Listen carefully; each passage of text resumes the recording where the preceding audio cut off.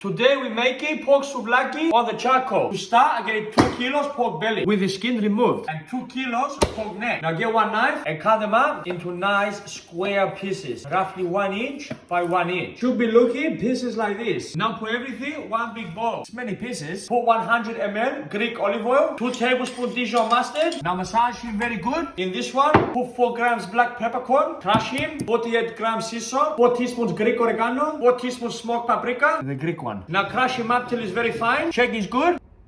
Now siga we put him in the meat and mix him up. Cover him and leave him sleeping a couple hours. Take him out. Get your sticks from the water to help them not burning. Pork belly, you got the neck, change it till you got the end. Finish him one more pork belly, it's done. You wanna get lucky? Make some souvlaki. Light him up the charcoal. Fix the carbona. I use a hot heat for the souvlakia. Pour the souvlakia so they touch each other. Gonna leave this side 2 minutes. Now we flip them over and keep them touching still. Another 2 minutes, we go the other corner. We're gonna do each corner at least 2 times. 20 minutes and she's done. Little bit Greek lemon on the top.